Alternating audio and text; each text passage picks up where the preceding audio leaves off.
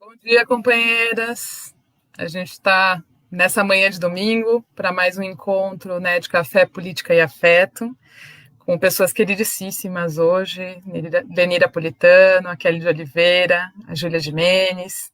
É, Essa é uma proposta, eu sou Ruth Alonso, né? Essa é uma proposta da coletiva Nós Mulheres. A gente tem um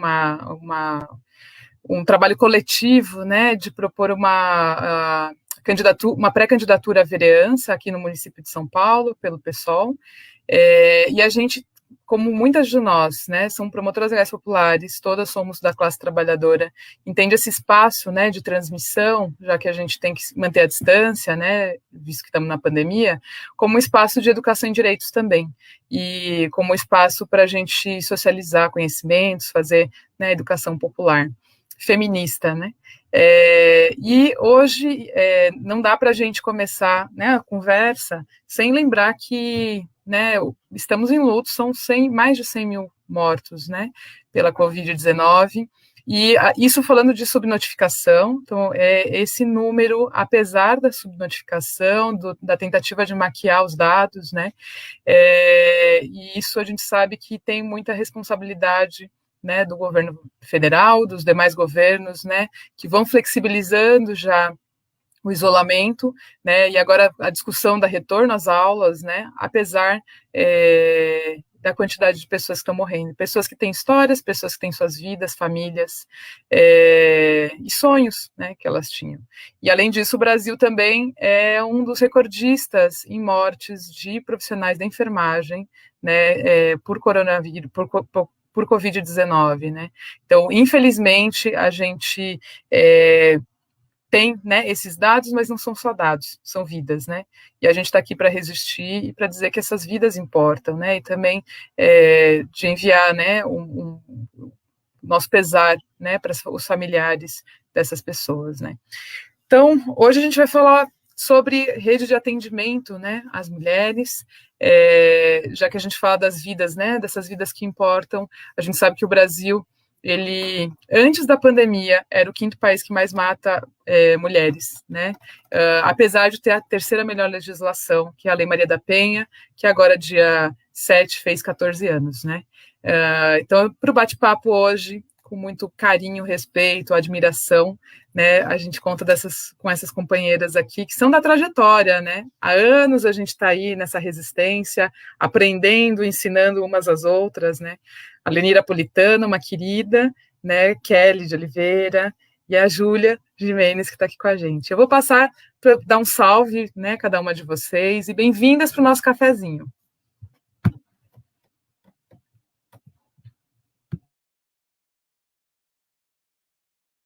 Quem dá o salve primeiro? Bom, gente, nesse domingo de manhã também, embora de muito pesar, né? 100 mil vidas, 100 mil pessoas que se foram. Mas para a gente também é um convite muito especial estar aqui trocando ideia de um jeito muito tranquilo também, com companheiras que a gente já se encontrou outras vezes e se encontra sempre na luta, né? Meu nome é Kelly, eu estou na coordenação de um serviço que atende mulheres em situação de violência, que é a Casa Viviane, que fica no extremo leste, no Lajeado, vizinha da Ruth. De um serviço, já há 7 anos eu estou na coordenação da Casa Vivi, e há 1 ano eu componho um coletivo de trabalhadores terceirizados, que a gente pensa um pouco a terceirização dos serviços públicos, né, não só da assistência, mas da saúde, da educação, da cultura, e a gente também discute a condição do trabalho terceirizado, né? Então, acho que também a gente vai discutir um pouquinho isso, tá bom? Obrigada pelo convite, gente. Bom papo para nós.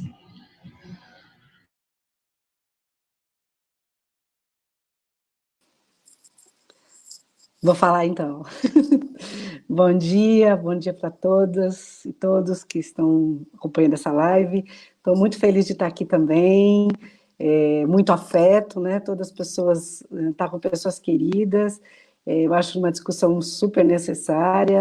Queria parabenizar a Ruth por essas iniciativas que ela vem fazendo dentro do coletivo, e que é muito necessária, e com esse jeito tão gostoso de fazer, com esse jeito tão afetivo, mas que é importante que a gente possa falar dessas trajetórias. Eu sou Lenira, eu sou psicóloga de formação, minha história dentro da luta contra a violência contra a mulher começou dentro de um centro de referência, né? Eu fui concursada na Prefeitura de São Paulo e, felizmente, fui trabalhar no centro de referência, a Casa Eliane de Gramont, em 91. Fiquei lá entre um tempo e outro, em torno de 20 anos, no trabalho, também um período na coordenação, e um pouco na construção e na discussão dessa história do enfrentamento à violência contra a mulher, que acho que é o que eu posso contribuir um pouco e dividir com vocês, e estou muito feliz com isso, de estar aqui hoje.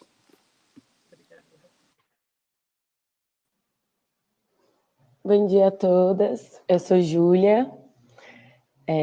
Como eu disse para as três antes, eu sou aprendiz, assim, estou aqui aprendendo muito com elas.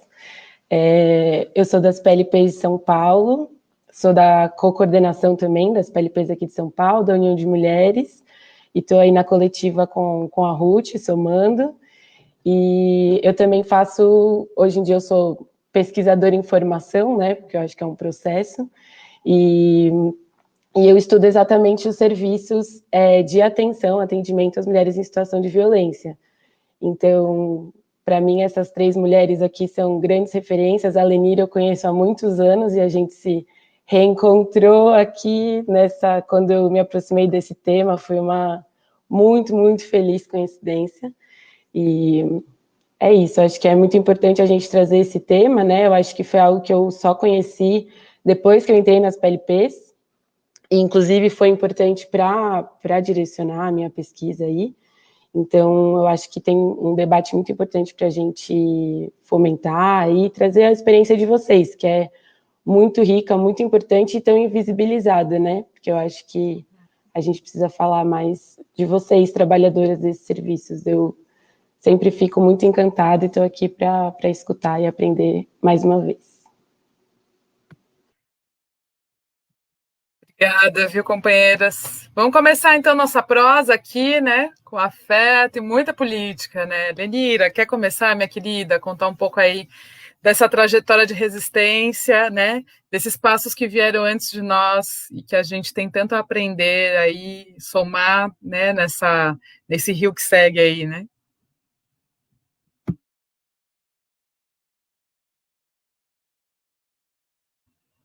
Acho que fechou o microfone, Lenira.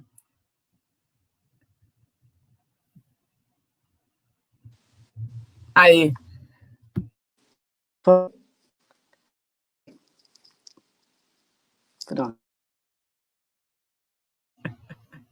Ele tá meio revoltado aí, agora foi. Tá. Agora foi. Vamos ver se ele para. Tá bom. Tecnologia me vencendo. A gente tinha feito um pouco um aquecimento aí, enquanto a gente estava aguardando para começar a live, né? E pensando nessa recuperação histórica, eu estava dizendo um pouco para as companheiras o quanto eu acho importante a gente ter esse espaço. Eu acho que cada vez mais, né?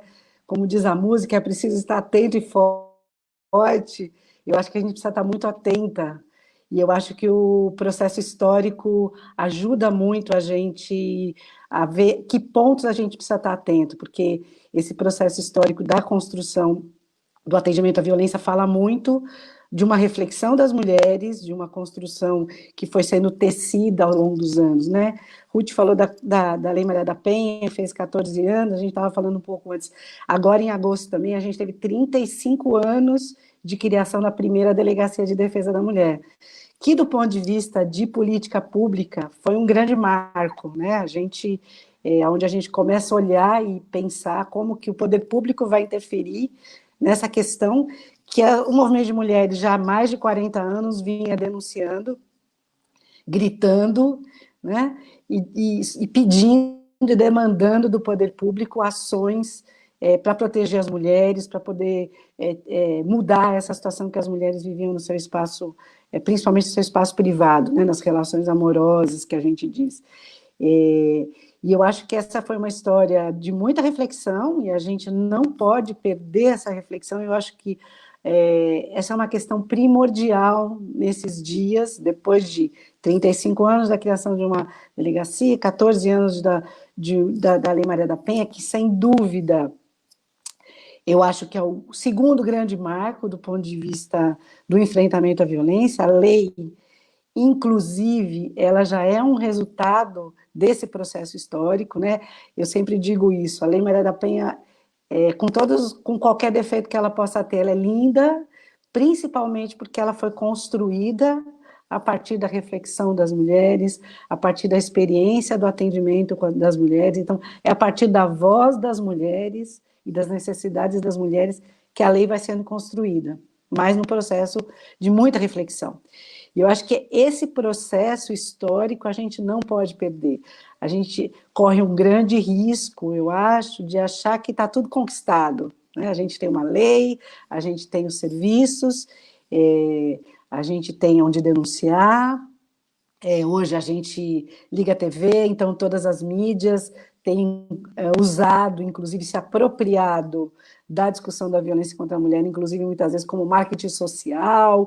Então que bacana, a gente, né, contra a violência, mas a gente não pode perder de vista, e acho que a Lei Maria da Penha, dentro dessa construção histórica, ela traz os grandes segredos que a gente precisa para trabalhar com a violência contra a mulher e, de fato, oferecer os meios para que as mulheres possam romper com essa violência, né? Então, eu acho que é fundamental que a gente faça essa recuperação histórica.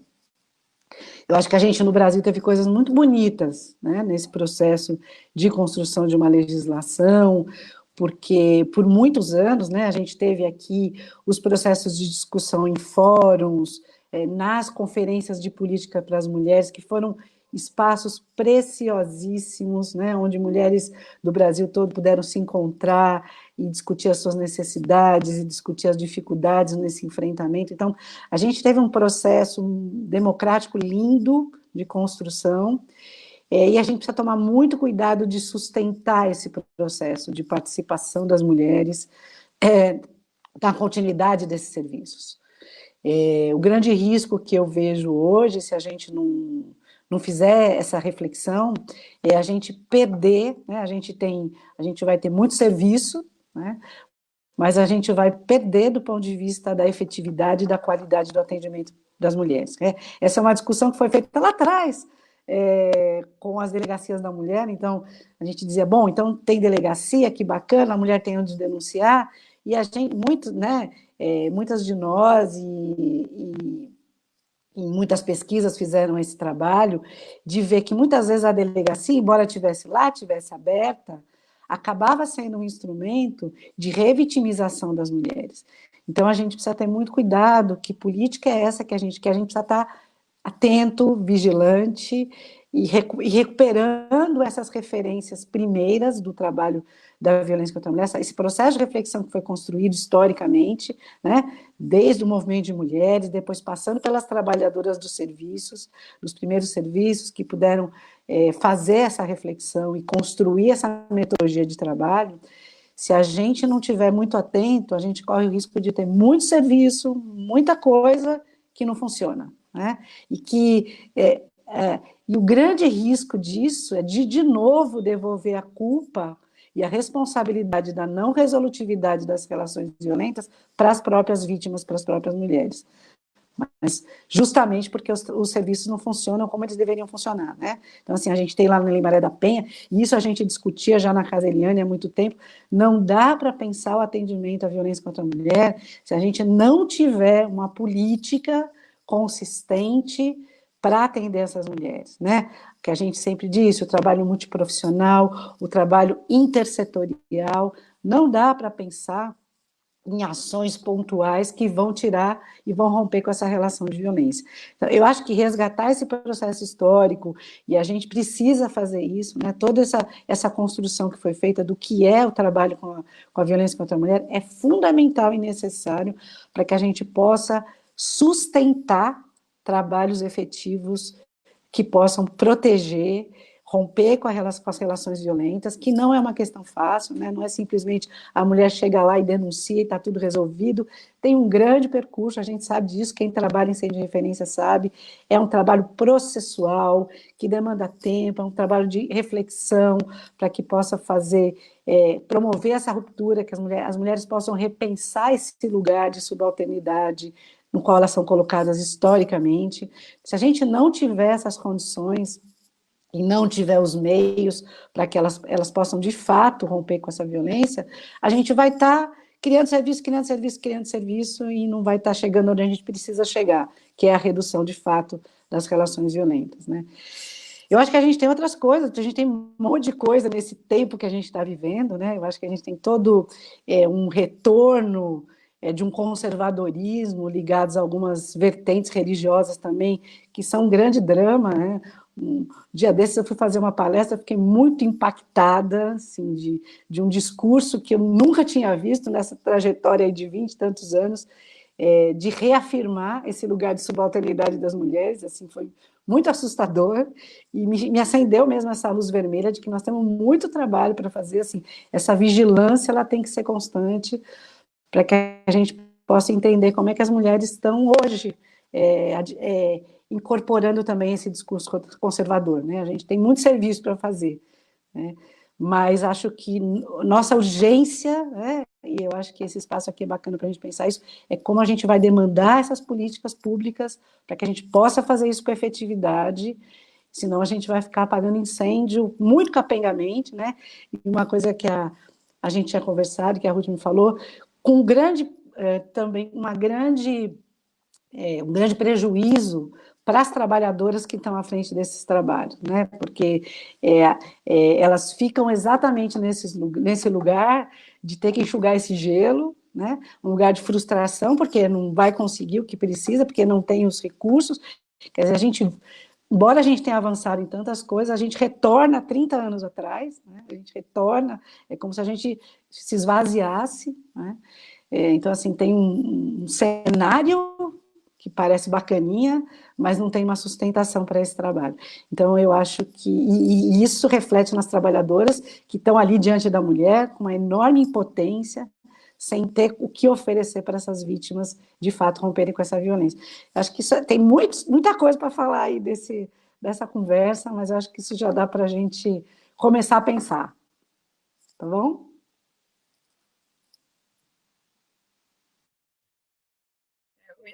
É isso, né? Para aquecer aí, né, o nosso cafezinho, né? E pensar muito nessa lógica, né? Que cidade que a gente quer, né? Como é que a gente faz que essa cidade ela seja respeitosa, né? Com as mulheres, né? Com a vida das mulheres, né, e pensando que sendo respeitosa com as mulheres é uma cidade que respeita toda a sua população, né? As crianças, os homens, enfim. Mas vamos lá continuar aí, né? Na prosa, né, Kelly? Bora, né?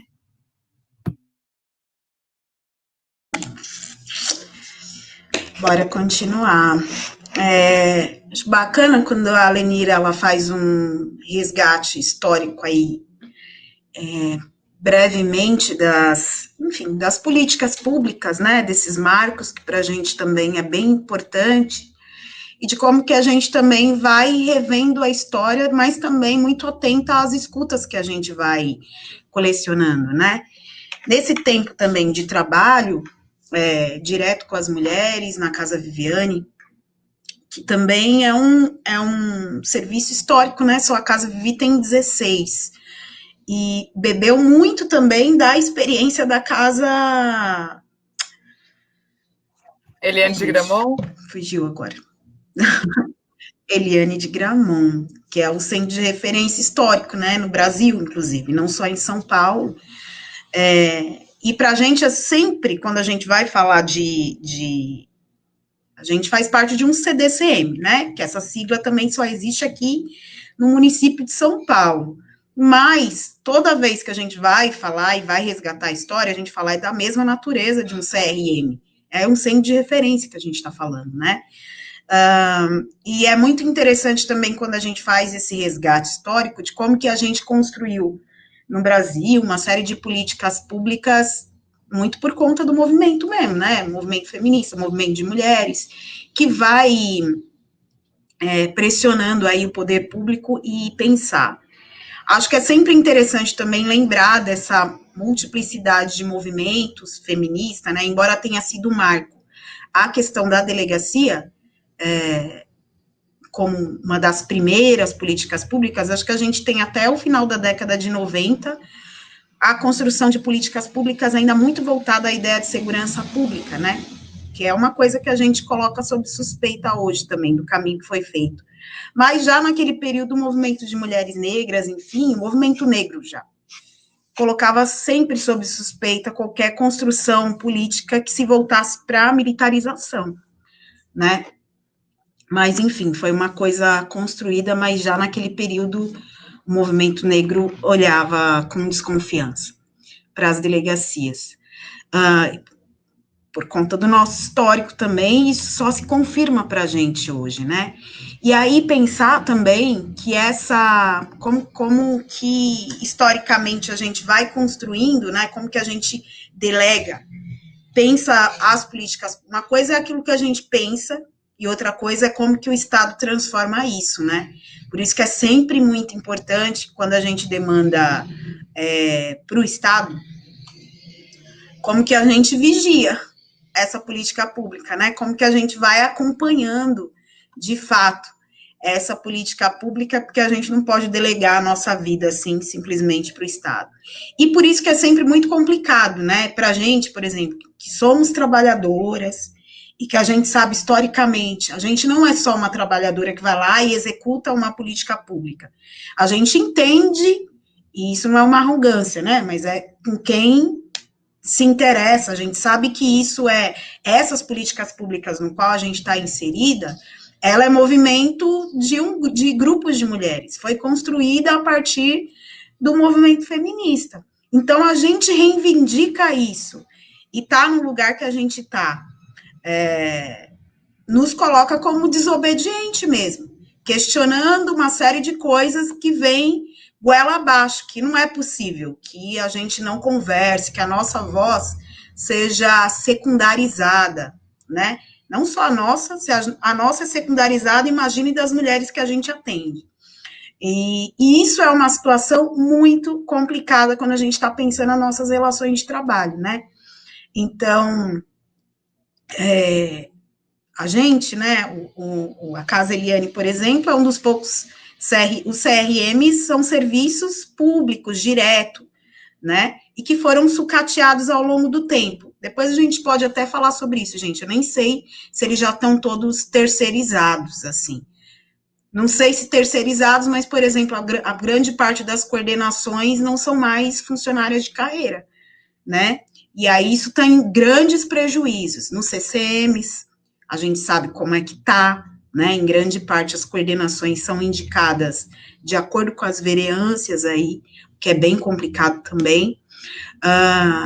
E aí é só para trazer um pouco isso para o debate, né? Como que a nossa condição de trabalhadoras também, porque o nosso serviço já nasce terceirizado, né? Com a ideia de conveniamento. Então, vem a Casa Cidinha, a Casa Sofia, a Casa Viviane, como uma necessidade mesmo das mulheres que se organizaram nesses bairros, mas a prefeitura absorve isso terceirizando esses serviços, né? Tanto que em 2012 é que se expande o número de CDCMs, que para a gente é fundamental que a gente tenha os equipamentos descentralizados na cidade, né? Isso é uma... Agora, a terceirização, ela impõe isso, né? E tem uma questão ainda nossa que o poder público tenta confundir, é que a gente sai pela tangente, nos colocando aí numa secretaria da assistência e dizendo que a gente tem que se adequar a tudo que é da assistência. E não é assim, né, gente? A gente sabe que não. Mas isso nos vira e mexe, isso dá muito, muito problema. Mas também coloca uma condição de trabalho muito complicado para as trabalhadoras. Primeiro que a terceirização é isso, né? A relação de trabalho acaba sendo muito frágil, então nós somos submetidas a organizações, né? Mas a gente tem supervisão do poder público.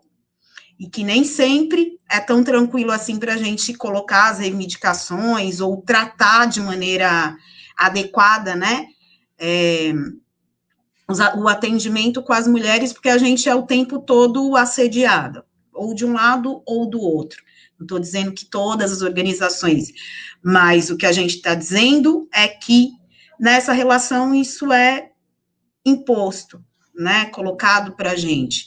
Enfim, sem contar, enfim, a verba, né, a gente está falando de um orçamento extremamente baixo para dar conta desses serviços de maneira qualitativa, adequada, né, de qualidade adequada para as mulheres, e isso é efeito da terceirização, que também ataca os serviços de atendimento às mulheres. E se a gente for falar, né, a gente estava falando dessas políticas públicas, coincidentemente não, mas o nosso serviço na assistência, o nosso serviço na saúde, na educação, além das trabalhadoras serem majoritariamente mulheres, as trabalhadoras atendidas também são, né, a feminização aí, todas essas áreas têm sido atacadas pela terceirização.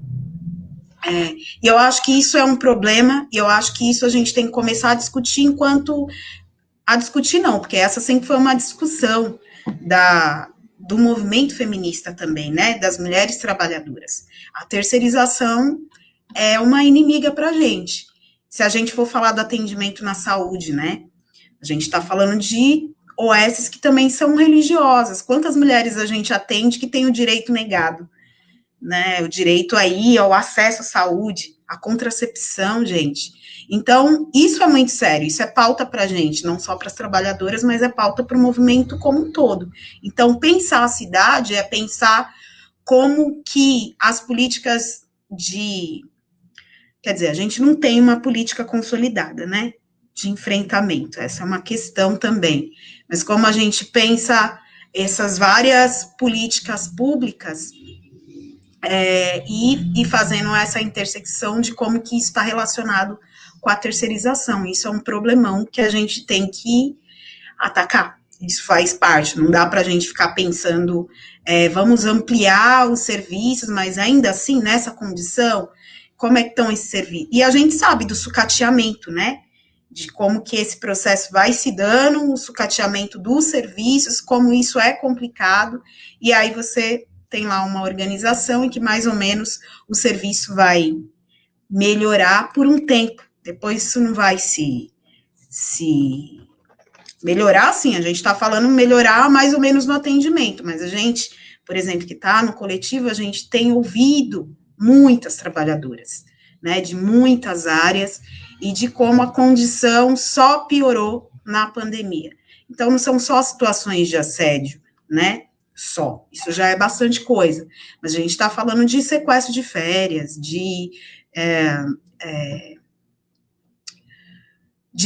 ser responsabilizado, você continua trabalhando em casa com toda a sua estrutura, mas mesmo assim isso não é considerado trabalho e você sofre a possibilidade de ter esses dias descontados, vejam só.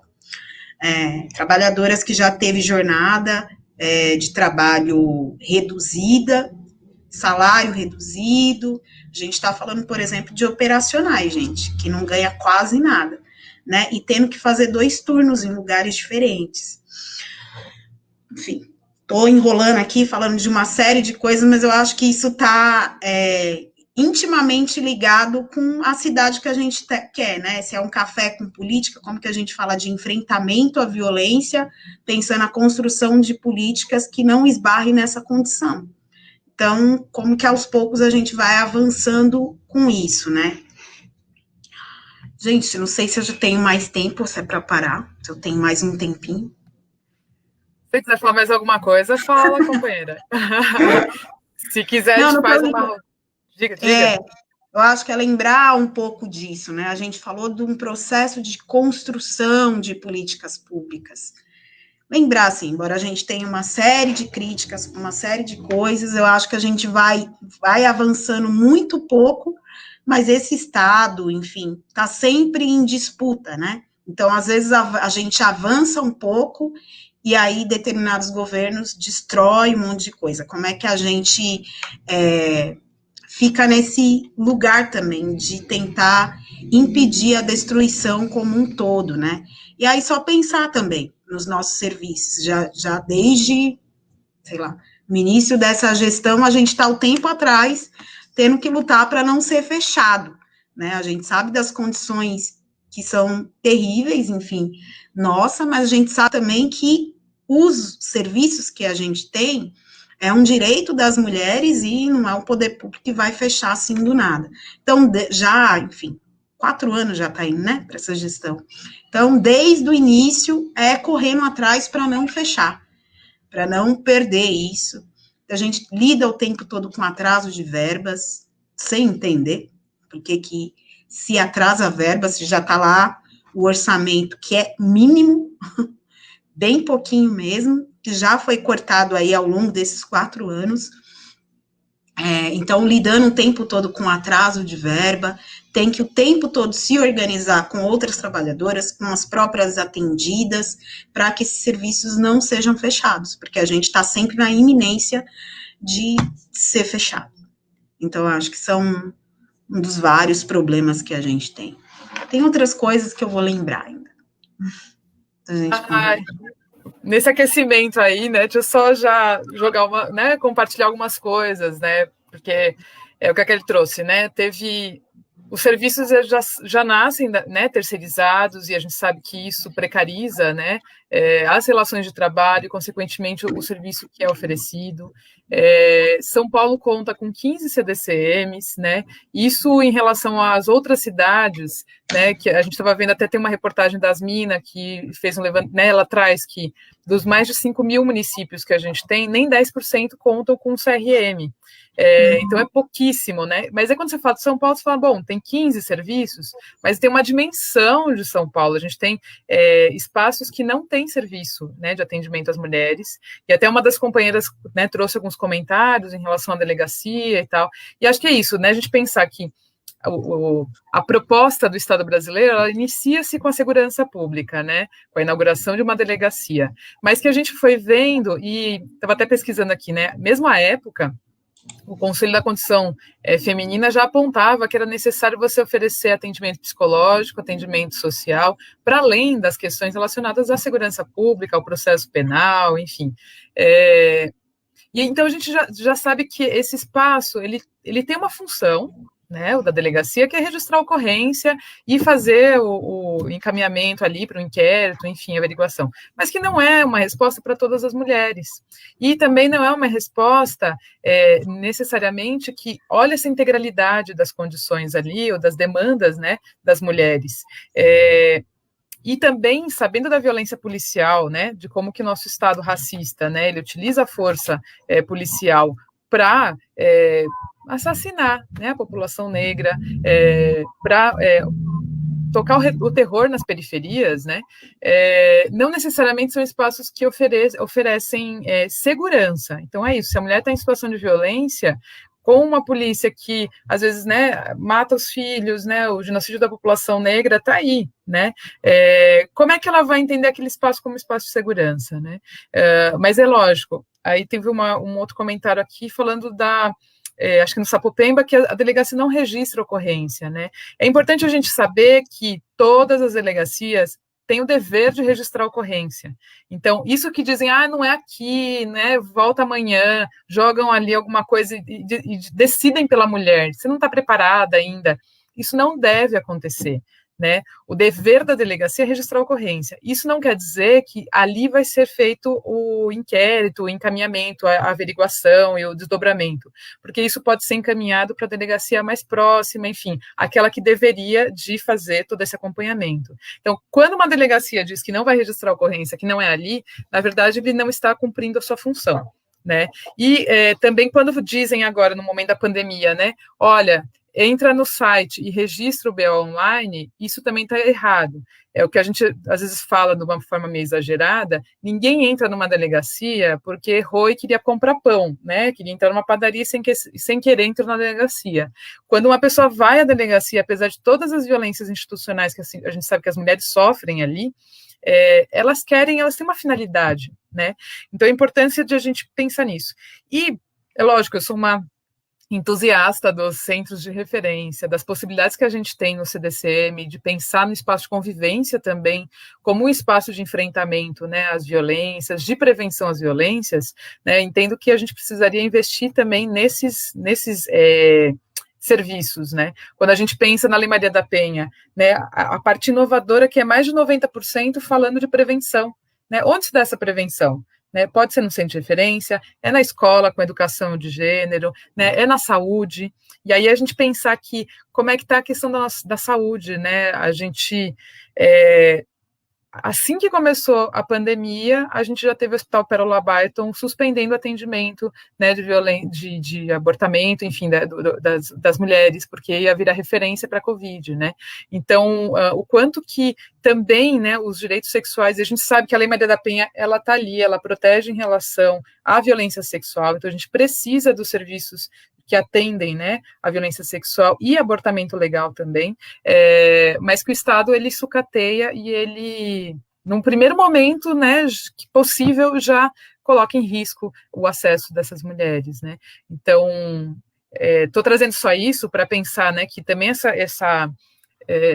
esse sucateamento, né, dos serviços, o valor do transporte, né, como é que a gente se locomove quando te falam, você tem que registrar a ocorrência em outro lugar, ou você tem que ir num outro serviço que fica não sei aonde, né, como é que a mulher se locomove nessa cidade com o transporte, né, nesse valor, e não é só 4,40, né, porque às vezes ela também está com seus filhos, tem que fazer integração, e aí tem toda uma precarização, né, disso.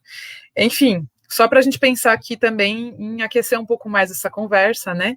De pensar que esse sucateamento, né? Ele se amplia, e aí quando a Lenira traz a questão de que serviço prestamos, né? Às mulheres, qual é o serviço que está sendo acessado, né? É um que respeita o protagonismo da mulher? Ou é aquele que ela é tida como uma coisa, e aí eu decido por ela, eu encaminho, eu faço, mas sem que ela seja protagonista da sua história, né? Sem que ela possa trazer as demandas dela, e a gente pensa na articulação da política pública a partir das suas demandas. Porque muitas mulheres, a gente sabe, né, da escuta, o enfrentamento à violência para ela é moradia.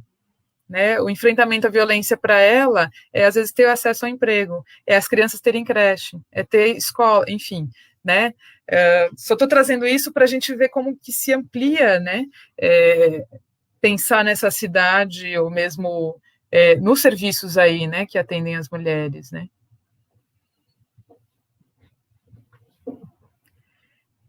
E aí a gente pensar que, bom, Júlia, pode ir, Júlia. E a gente pensar que... Não, termina. Que agora, né, na pandemia, quando a gente tem um discurso que é recorrente de dizer, as mulheres não estão indo aos serviços, mas a gente sabe, né, pelos dados do Fórum, né, da Violência, que houve um aumento de mais de 40% no feminicídio em São Paulo, né? Então, e o feminicídio é isso, é o assassinato das mulheres por serem mulheres, né? Quando você tem um aumento dessa expressão mais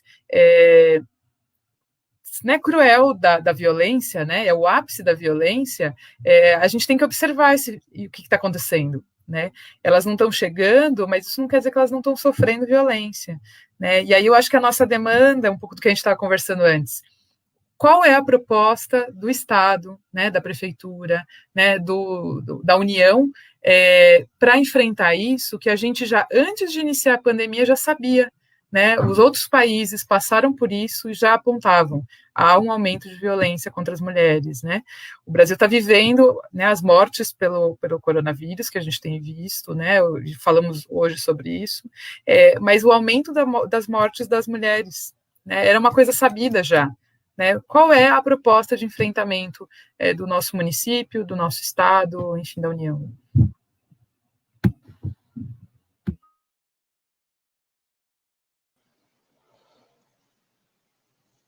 Eu queria só primeiro pegar esse gancho do que a Ruth agora falou da pandemia.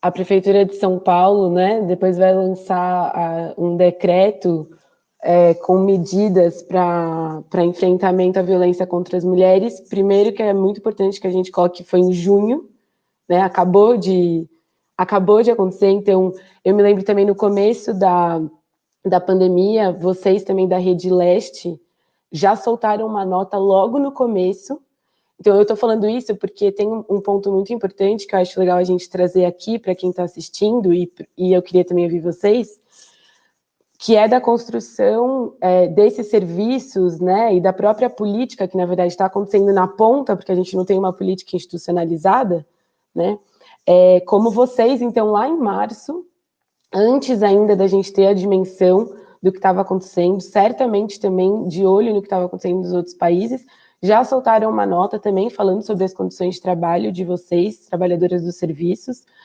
que não tiveram direito a isolamento social, né? Então, também o que isso significa. E aí a prefeitura solta esse decreto em junho, ou seja, quantos meses depois para vir dar algum tipo de resposta. E a resposta, até como a Ruth estava comentando com a gente antes, né? A resposta é fornecer um número com 60 atendentes, né? Então vamos pensar o tamanho de São Paulo, 60 atendentes que seriam capacitadas, a gente não sabe em qual período, e que, na verdade, esse seria mais um canal de acesso à informação, né? Então, que elas poderiam ligar e isso seria redirecionado para uma delegacia ou para um serviço mais próximo. Mas, assim, qual é o grau de... E aí você vai ver as notas da prefeitura e realmente tem frases do tipo... porque o prefeito se preocupa muito com a vida das mulheres, coisas desse tipo. Então, você diz, isso é suficiente?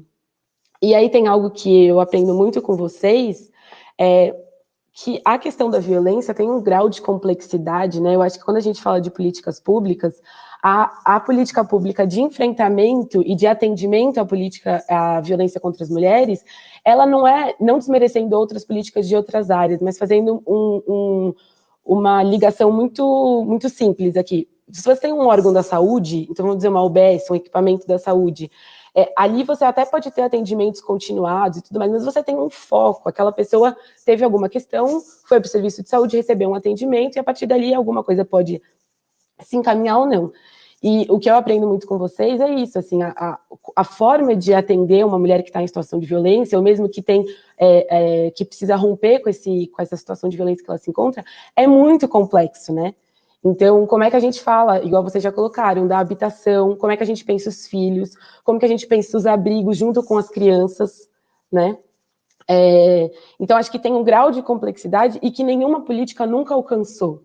A impressão que eu tenho é essa, assim. E sempre quando se chegou a alguma coisa, que seja os planos nacionais, por exemplo, e daí isso eu queria ouvir de vocês, e aí eu conversei já isso com a Lenira, porque a Casa Eliane de a Lenira tem um texto, inclusive, muito interessante, que conta dos serviços, assim, depois a gente pode deixar nos comentários, e ela fala de uma metodologia de atendimento, assim, e a minha impressão, isso eu queria ouvir de vocês, é que essa construção da forma de atender as mulheres é feita a partir da prática de vocês.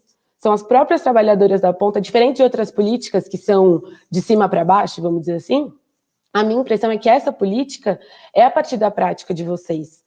E aí eu escuto muito isso, por exemplo, que vocês já falaram sobre a autonomia das mulheres. Então, qual a importância disso? Por que é diferente? Por que é preciso entender o que é as relações de gênero, né, que tem esse nome, mas a gente pode dizer relações sociais aí, as violências que a gente sabe que a gente tem nessa sociedade, que é um traço muito marcante. E aí, mesmo quando a gente pega os planos nacionais, a impressão que eu tenho é que o que tem naqueles planos nacionais, e que também servem como documentos de referência, também são resultado da luta e da prática das trabalhadoras, né? Então, eu acho que tem alguns pontos muito importantes e que eu acho que a gente nunca... Eu repito, eu fui aprender sobre o serviço de atendimento nas PLPs. É uma coisa que a gente não sabe, que a gente não tem acesso. A gente conhece muito as delegacias, né? E aí, óbvio que tem problemas que a gente tem que discutir, mas é isso, qual a importância desses serviços? E aí, só para terminar, só duas coisas que eu queria colocar aqui para vocês também, que é uma coisa que também aparece muito quando eu estou lendo sobre isso, conversando com vocês e tal, que é o quem cuida de quem cuida, né? Porque é isso, então a gente tem uma política que não é institucionalizada, a gente tem as trabalhadoras na ponta fazendo todos os tipos de enfrentamento, precarizados, sem orçamento e tudo mais. Então, como é que a gente também faz esse enfrentamento, até enquanto sociedade civil, enquanto movimentos?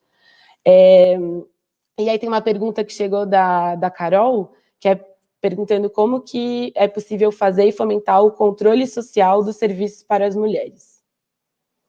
Então, um pouquinho disso aí. E muito obrigada, é sempre muito, muito bom ouvir vocês.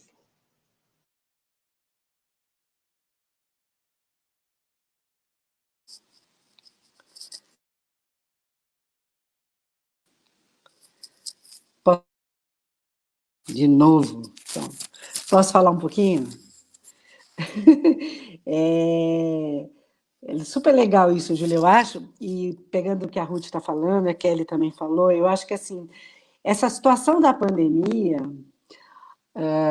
triste e oportunamente, coloca a luz sobre uma questão que já se vinha denunciando, que é dessa precarização dos serviços. Eu acho que, nesse momento, a sensação que eu tenho é que estava todo mundo segurando uma onda, né, nos seus serviços, né, Kelly, na Viviane, eu acompanhei até pouco tempo a situação do CRM da Casa Helena de Gramont, que ainda não foi terceirizado, mas já é sucateado. Então, assim, a situação da pandemia, e aí eu acho que isso, por isso é muito oportuno, ela coloca uma luz sobre essa precarização da política de atendimento à violência na cidade de São Paulo, mas eu acho que isso vale para praticamente todo o Brasil, né?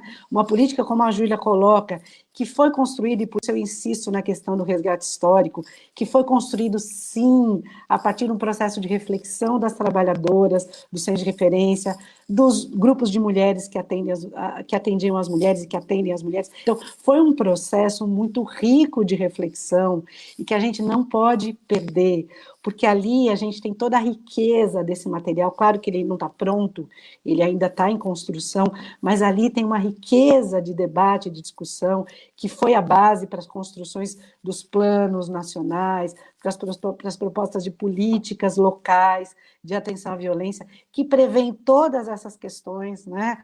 Que trabalhar com violência tem essa complexidade, que vai muito além da questão da segurança pública, que a gente precisa olhar para as questões das necessidades concretas dessas mulheres, das questões subjetivas, das questões do cuidado das trabalhadoras, que sem isso, sem que a gente possa olhar para essa complexidade, isso não funciona, a gente fica enxugando gelo, né? E não, de fato não oferece uma condição para as mulheres. E a gente falava muito isso, né? Essa reflexão, ela já é muito antiga, né? De como as políticas para as mulheres, elas sempre têm que ficar com o restinho, né? Com o que sobra. A gente brincava assim, né?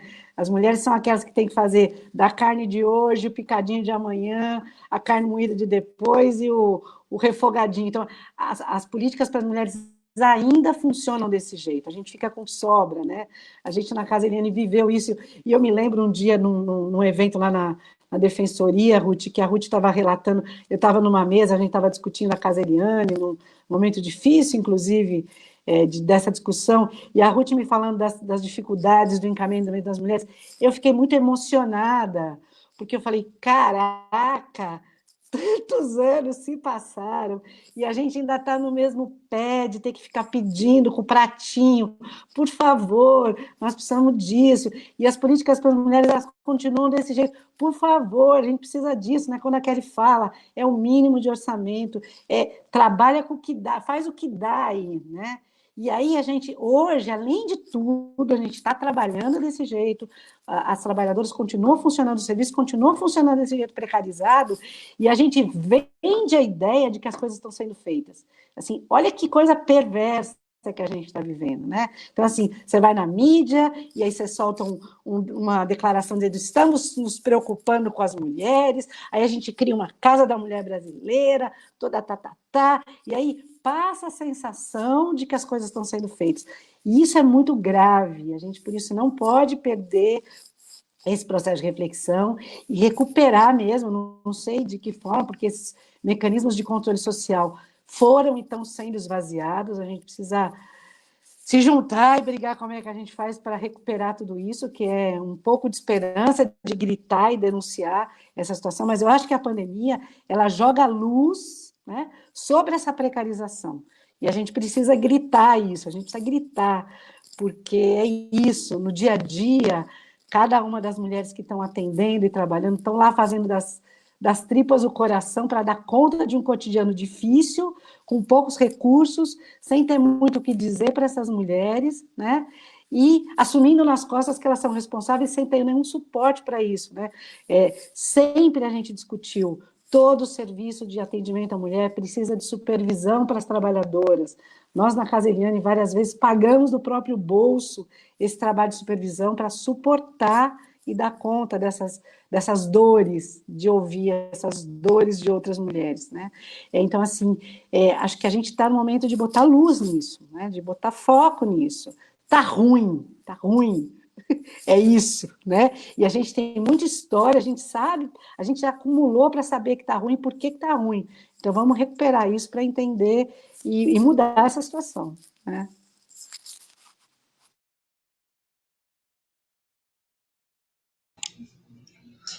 Muito bem.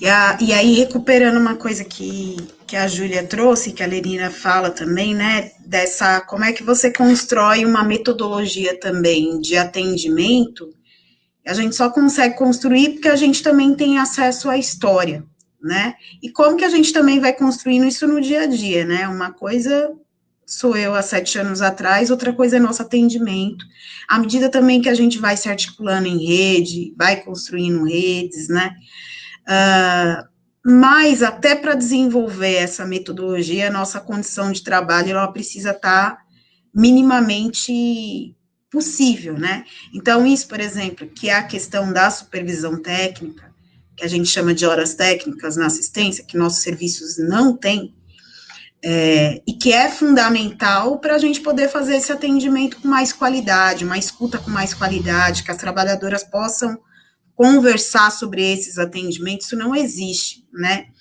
A gente conseguiu ter também na Casa Vivi, mas muito por conta da organização, veja só. Não era uma questão institucionalizada. Mas a gente sabe o peso que teve, a diferença que é a gente poder se escutar e ter alguém ali supervisionando, né, que manje dos casos e que ajudou a gente em muitas questões, né, a Marilda supervisionou a Casa Vivi desde o início, sei lá, quase 10 anos, então isso teve impacto, inclusive na atuação com as mulheres, mas não é uma coisa esquecida hoje, né, é a gente que está o tempo todo lembrando da importância disso e tal, então, eu acho que essa questão da metodologia e o quanto que é importante também que a gente escreva sobre a nossa experiência, né?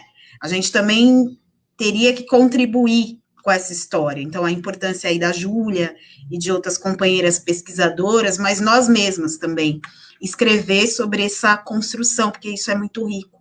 Como que a gente faz isso chegar em outras companheiras, né? Acho que uma coisa também em relação à pergunta que a Ana fez, sobre como que a gente consegue, né, ter aí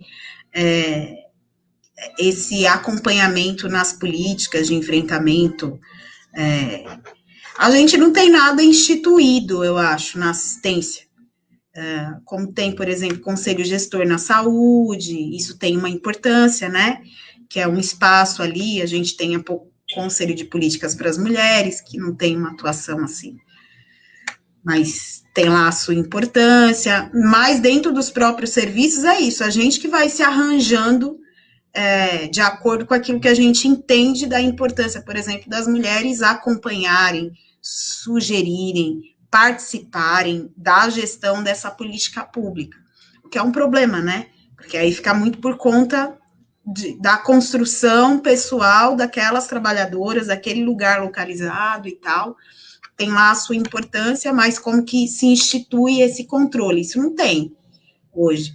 É a gente mesmo que vai construindo ali no dia a dia espaços para que as mulheres acompanhem, participem, porque acho que isso também faz parte, né, do nosso próprio trabalho, mas isso não está instituído, o que é um grande problema, eu entendo, para a gente seguir acompanhando, né?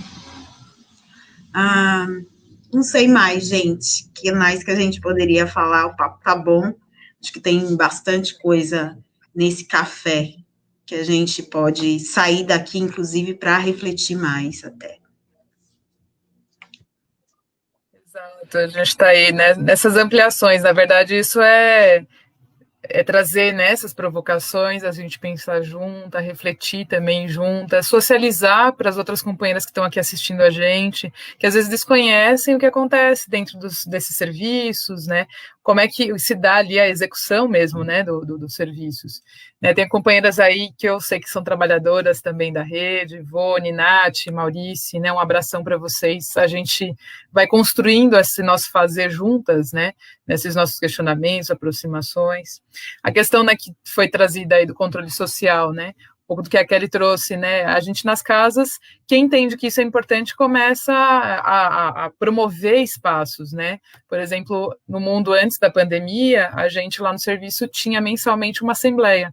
Então, a gente convidava a mulherada para fazer uma avaliação de como é que foi o mês, o que elas precisavam, estavam questionando, a gente também trocar alguns assuntos com elas que são importantes, discussões de política pública, além de fazer isso cotidianamente, mas de ter um espaço reservado na agenda para essa conversa. Né? Nos outros encontros também a gente falava sobre isso, mas tinha um específico, né, que era a assembleia, onde elas iam trazer ali demandas também. Mas a gente sabe que também isso, o controle social, né, é um fortalecimento das mulheres usuárias ali, né, e elas podem trazer coisas que vão implicar em rever as práticas, né, e a importância de que a gente esteja aberta a isso. É que, infelizmente, né, na maneira como a gente tem essa construção social, a gente não quer receber críticas, a gente, né, entende um pouco do que a Lenira trouxe, né, parece que a gente está com um pratinho ali pedindo, né, então quando eu tenho eu entendo que aquilo não é um direito, mas é quase um favor, né? E a importância de a gente cotidianamente dizer para elas, isso é direito, isso é um serviço público, né? Aqui não é a benesse, né, de qualquer organização nem nada, é um serviço público, né? Então tem que se cobrar, tem que se avaliar, né? Aqui o atendimento tem que ser, né, de qualidade, enfim. E aí estou pensando também, né, Kelly, da questão das redes, né? Acho que quando a gente pensa na rede de enfrentamento, né, a mulherada tem que estar dentro também, né, desses espaços.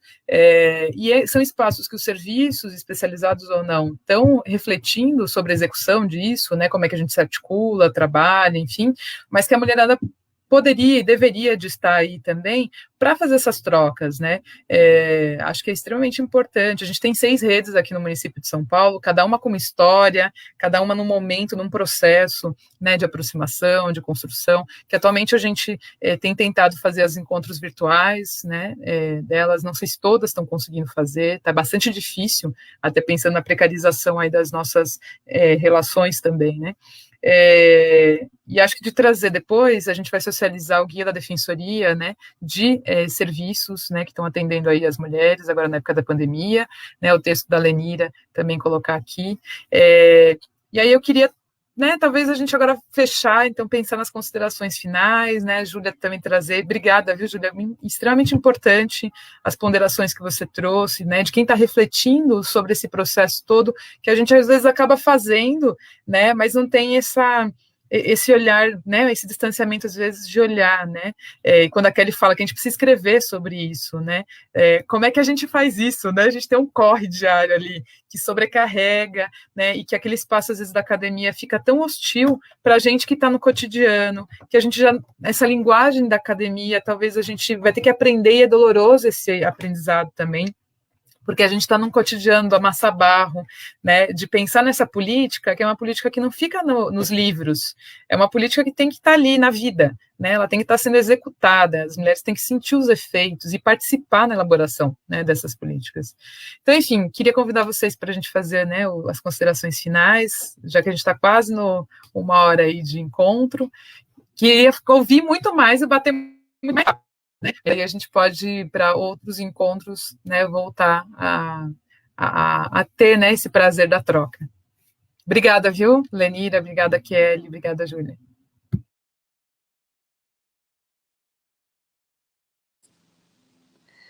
Bom, eu queria agradecer, Ruth, muito pelo convite, muito por poder estar aqui com vocês hoje. Foi muito gostoso, é muito bom, né? Que a gente possa sustentar esse afeto e sustentar essa clareza da necessidade da luta permanente, né? Porque é isso, eu acho que no cotidiano de trabalho, acho que todo mundo vai sendo massacrado e a gente fica tentando resolver o dia a dia e nem sempre a gente consegue parar para fazer isso tão necessário, né? Coletivamente. afetuosamente e saber que com tudo que a gente conquistou, que não é pouco, mas que tem muita coisa, muito serviço para a gente fazer, né? E vamos juntas. Grande beijo para vocês. Queria agradecer também o convite por estar aqui com vocês nesse domingo de manhã.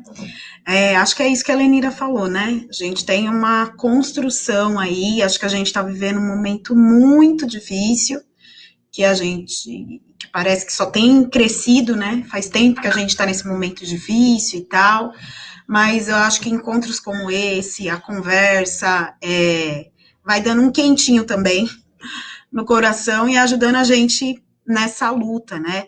E lembrando de que as periferias, os espaços, os movimentos de mulheres, né? Nós, como trabalhadoras, está todo mundo ainda na resistência. Se tem alguém que tem trabalhado em prol das mulheres, somos nós mesmos, mulheres trabalhadoras. Então, para além, né, dos serviços, os coletivos autônomos que têm estado nos espaços, exigido do Estado, mas mesmo assim se colocado em movimento para acolher também essas mulheres e garantir que a gente sobreviva nesse período. Enfim, um beijo grande e carinhoso em cada uma.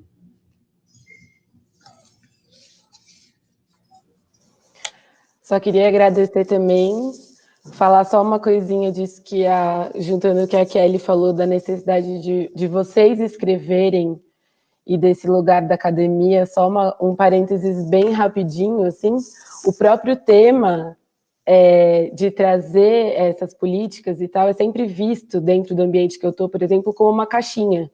Então, é só mais uma caixinha a política de enfrentamento à violência. E eu acho que o desafio é exatamente isso, seja na academia, seja fora, a gente trazer essas experiências a partir da vivência mesmo, porque esse é um conhecimento muito valioso, né? O que a Lenira fala dessa importância da retomada histórica. Acho que isso é uma das coisas que acontece, um dos poucos lugares onde isso acontece. Esse conhecimento é criado a partir da própria prática de vocês, e a gente aprende muito, a gente aprende, as PLPs fazem um trabalho muito importante disso também, de fortalecer esse trabalho para a gente colocar luz. Acho que é igual a Lenira também falou, né? Acho que essa conversa poderia durar várias outras horas. Mas é isso, agradecer também e que a gente possa continuar fortalecendo aí a luta das mulheres, os movimentos de mulheres. E muito obrigada. Lembrando, na hora que a gente veio para a conversa, eu encontrei isso daqui na minha biblioteca, que é um guia, né, que foi elaborado em 2010. E quando você pega o nome das manas que estão ali, que fizeram isso, é a mulherada que estava trabalhando, né, nisso, que estava construindo. É lógico que é um guia que ele, né, hoje, 10 anos depois, precisaria de atualização, né? Mas isso daqui serviu de base, né, para a gente discutir muita coisa e para a gente dar os próximos passos, né? Então, agradecer às companheiras que registraram, né, isso. Acho que assim, a gente pensar, né, que essa cidade que a gente quer discutir é uma cidade que seja respeitosa, né, com as mulheres e que as mulheres participem, né, o que a Kelly trouxe, né, é a gente que está aí bolando, pensando como é que a gente sobrevive, como é que a gente resiste, né, Lenira trouxe, né, a Júlia também, esse histórico de luta das mulheres pelas nossas vidas, né? Porque no final das contas lutar pela Lei Maria da Penha, lutar pelas discussões aí em relação a questões de família, né? De que isso não fique como secundário para o Estado, por moradia, né? Você vai ver o movimento de moradia, é a mulherada que está ali, né? Os mutirões, historicamente, né? Quem é que estava ali naqueles rolês, né? Quem é que está demandando o teto, né? É a mulherada. Então a gente sabe que essa cidade ela tem que ser respeitosa e a gente está construindo, né, ela. Acho que não dá para a gente se esquecer que hoje também, né, é comemorado comercialmente, né, enfim, o Dia dos Pais, né, mas que tem essa coisa do além do comercial, dessa lembrança, mas que a importância da gente refletir sobre que paternidades, né, estão sendo desenvolvidas, e a gente pensar, né, por exemplo, quando essas paternidades, elas também, o exercício da paternidade, ele fica violento, né, em relação às mulheres, quando a gente pensa nas denúncias de alienação parental. O Brasil é o único país que tem, né, essa legislação, que a gente tem todo o movimento pela revogação dessa lei, né, e pensar isso, né, que a discussão ali desse exercício da paternidade, às vezes ela perde o foco no bem-estar da criança, né, e ela vira mais o foco como um motivo para praticar violências, né, contra a ex-companheira, né, e até mesmo contra, né, essas crianças. Então a gente quer sim, né, exercícios saudáveis de paternidade, tanto que mais para frente a gente vai fazer, né, uns encontros desses para discutir masculinidades também, né, a importância de que masculinidades são essas que estão sendo construídas, porque a gente quer aquelas que respeitem a vida das mulheres, né, então a gente precisa também falar sobre isso. E aí, acho que é importante, né, convidar vocês, falar que todo domingo a gente está fazendo esse cafezinho aqui, às 11 da manhã, então domingo que vem tem mais, e que a gente amanhã vai ter um encontro para falar sobre feminismo e cuidado, né? Será que eles andam juntos, né? Com a professora Carla Cristina Garcia, que é uma querida, né, nossa,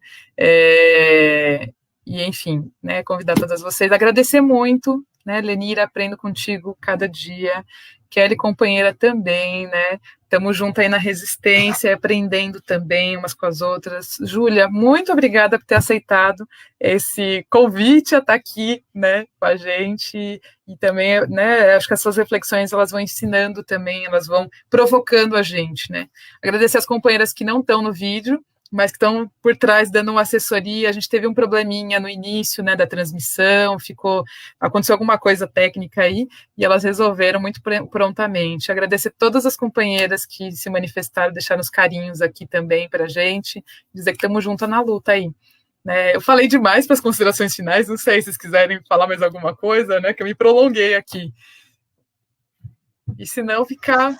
E só para dizer rapidinho, que também tem domingo, amanhã tem a aula, então domingo e quarta-feira, né? Estão rolando as lives, estão todas gravadas aqui no canal da Ruth, teve papos incríveis, então vão lá, também acompanha a gente nas redes, e tamo junto, muito obrigada.